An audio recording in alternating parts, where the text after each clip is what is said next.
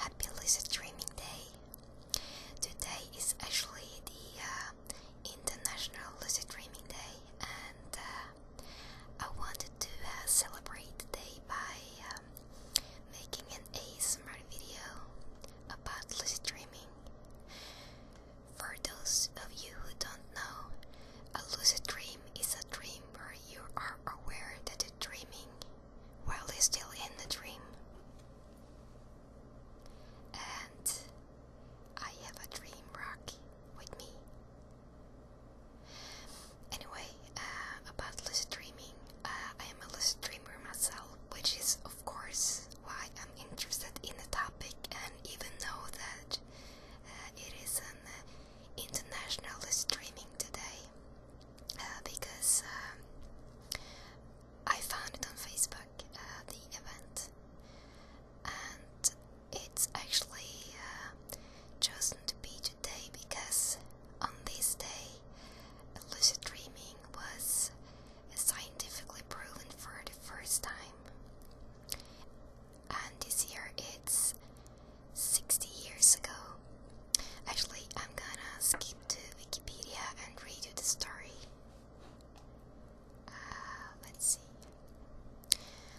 Lucid dreaming was actually the first time it was scientifically proven was by Keith Hearn. Here is the story on Wikipedia about what happened. After obtaining a BSc in psychology from Reading University, England in 1973, Keith Hearn went to Hull University in the autumn of that year, intending to conduct research for a PhD on hypnotic dreams following his discovery of hypno-neurography, a technique for externalizing the internal imagery of good imager during hypnosis. He decided instead to use newly acquired computer equipment at Hull University to research electrophysiological aspects of visual imagery. During that time, he became skilled in running a sleep laboratory.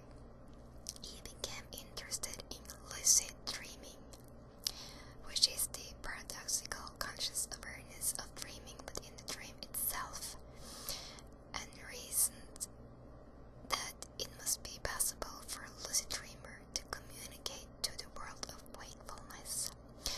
A problem, though, was the inherent muscular paralysis of REM sleep. In early 1975, it suddenly occurred to her that since the eye musculature is not inhibited in REM sleep, it might be possible to get subjects to signal by making deliberate ocular movements. On the morning of April 5th, 1975, wired up a lucid dream subject who was instructed to make a sequence of left-right eye movements on becoming lucid. A lucid dream was reported at about 8 a.m., but unfortunately, the monitor equipment had just been switched off. A week later, on the morning of April 12th, which is today, 1975, the same subject had another lucid dream. The first signal in the world from a lucid dream were thus recorded. In 1975, Hearn discovered important psychology department at American universities of his findings. Stanford, W. Dement, and Chicago, Redskaffen replied September 1975. Years later, Stephen LaBerge at Stanford conducted similar work of Hearn, whose work was the first published in a peer-reviewed article. And that's actually Stephen LaBerge is often